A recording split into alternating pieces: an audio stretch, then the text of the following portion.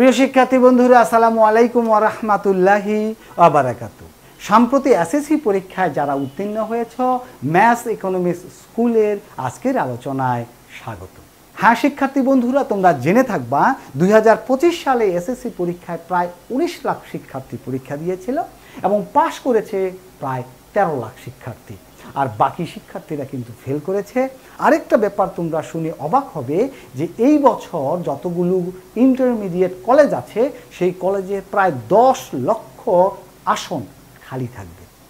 সেই দিক থেকে তোমরা যারা পাশ করেছ, তোমরা যারা ভালো রেজাল্ট করেছ, তারা কিন্তু খুব সহজেই ভালো বা তোমার পছন্দ মতো কলেজে ভর্তি হওয়ার সুযোগ পাবে। আমার আজকের আলোচনাটি বিজ্ঞান বিভাগের ছাত্রছাত্রীদের জন্য। যারা বিজ্ঞান বিভাগে কেউ A+ পেয়েছ, কেউ আবার A পেয়েছ, কেউ আবার A- পেয়েছ, কেউ B পেয়েছ।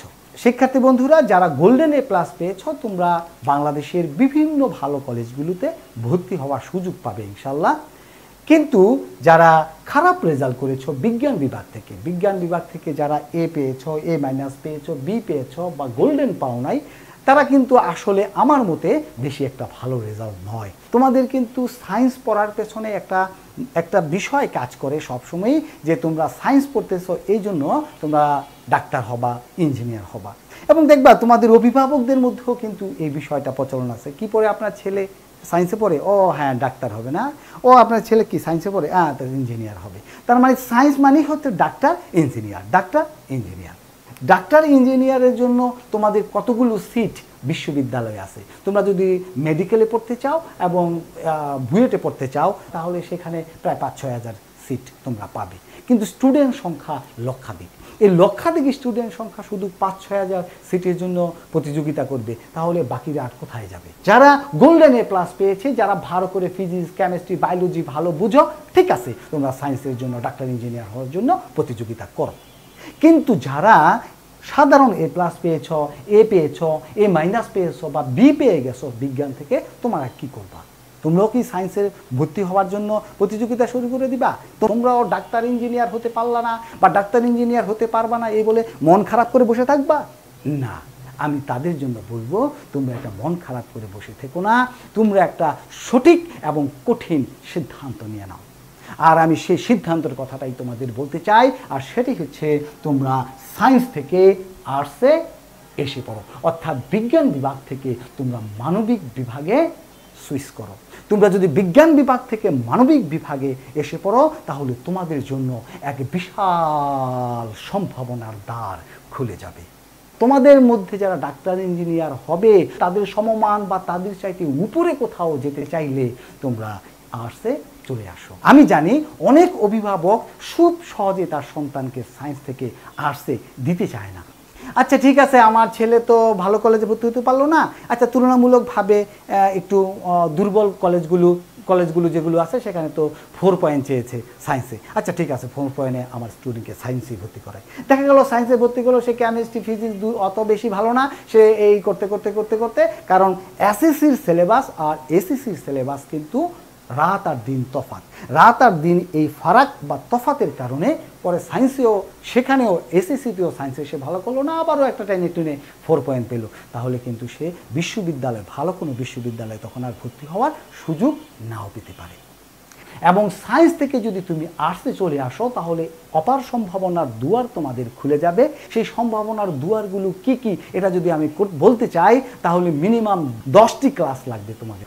আর্টসে আসলে তোমাদের কি কি লাভ হবে সেই ব্যাপার যদি আমি ছোট করে তোমাদের বলতে চাই, তাহলে আমি তোমাদের বলতে পারবো, DUকে আমি ধরলাম তোমাদের স্বপ্নের স্থান যদি তোমাদের DU হয়, তোমরা জেনে রাখবা DUতে খ বিভাগে তোমরা যে পরীক্ষা দিবা, সেই খ বিভাগে তোমাদের অনেক সিট থাকবে, যেটা বিজ্ঞান বিভাগের সিটের চাইতেও প্রায় দ্বিগুণ সিট।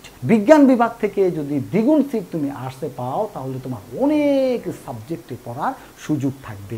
যেমন ইকোনমিক্স পড়তে পারবা, ল পড়তে পারবা, অনেকের কিন্তু আইন পড়ার একটা স্বপ্নও আছে। তোমরা শুধু ঢাকা বিশ্ববিদ্যালয় না, বাংলাদেশের সকল পাবলিক বিশ্ববিদ্যালয়ে কিন্তু আইন পড়ার একটা সুযোগ তোমরা পেয়ে যেতে পারো। আর জার্নালিজম পড়তে পারো, IRR পড়তে পারো, ইন্টারন্যাশনাল রিলেশনশিপ ডেভেলপমেন্ট স্টাডিজ পড়তে পারো, অর্থাৎ অনেক ভালো ভালো সাবজেক্ট তোমরা এই সমাজবিজ্ঞান অনুষদে বা খ অনুষদে তোমরা কি পাবে। আরেকটা বিষয় তোমাদের আমি বলি, যারা একটু ভালো স্টুডেন্ট তোমরা সায়েন্স নাও, যারা একটু তুলনামূলকভাবে মিডল ক্লাস স্টুডেন্ট আচ্ছা ঠিক আছে তোমরা কমার্স নাও, আর যারা একটু দুর্বল স্টুডেন্ট তারা কী করো, আর তোমরা দুর্বল তোমরা সায়েন্স পারবা না, তোমরা আর্টস নাও। তাহলে কি দেখা গেল, আর্টসে কিন্তু বেশিরভাগ স্টুডেন্টই কি দুর্বল। তোমরা যারা সায়েন্সে পড়াশোনা করো তাহলে তোমরা কিন্তু ওদের চাইতে আরও একটু বেটার, একটু সবল। এখন তোমরা যারা সবলরা সায়েন্স থেকে আর্টসে আসবা, তখন আর্টসে ভালো রেজাল্ট করার একটা পসিবিলিটি থাকে এবং ভালো রেজাল্ট করে তোমাদের বিশ্ববিদ্যালয়ে ভর্তির ব্যাপারেও তোমরা এক ধাপ এগিয়ে থাকবে। এটা হচ্ছে একটা গুরুত্বপূর্ণ পয়েন্ট।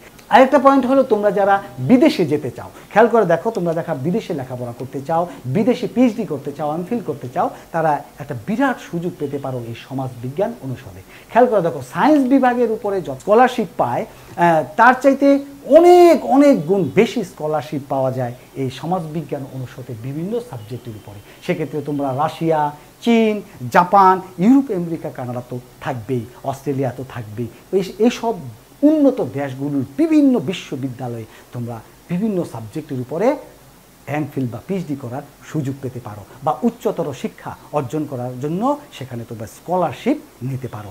এই সুযোগটা তোমরা পাবে আর্টস বিভাগের ছাত্র হিসাবে, কিন্তু সায়েন্স সুযোগটা কম পাবে। আমি কিন্তু এমনও দেখেছি যে বিজ্ঞান বিভাগের গোল্ডেন পেয়েও আর্টসে আসছে এবং সেই ছাত্র এখন ঢাকা বিশ্ববিদ্যালয়ে পড়াশোনা করছে, এমন ঘটনাও আমি দেখেছি।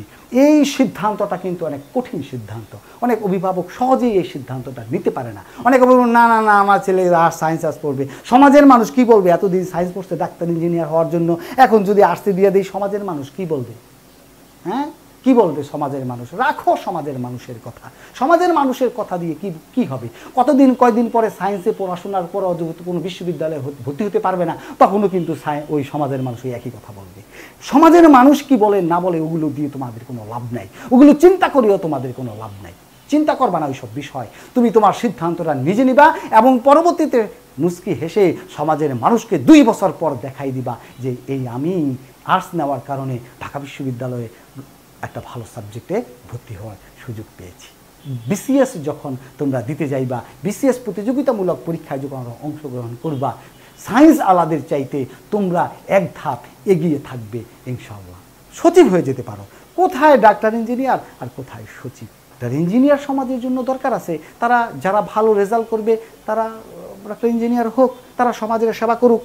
আর বিশাল কাজ পড়ে আছে, এই কাজ কারা করবে, আর্টসে আসবে তারা করবে, যারা আর্টসের বিভিন্ন সাবজেক্টে পড়াশোনা করবে। সমাজের আদার্স কাজগুলো কিন্তু তাদের করতে হবে। বিজ্ঞান বিভাগ থেকে মানবিকে এসে কি কি সাবজেক্ট পড়বা সেই বিষয়ে একটা ভিডিও আমার ইউটিউবে দেওয়া আছে।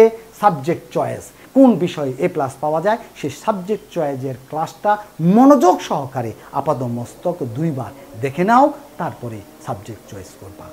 আজ এই পর্যন্ত, ভালো থাকো, সুস্থ থাকো, নিরাপদে থাকো, এই প্রত্যাশায়। আল্লাহ হাফেজ।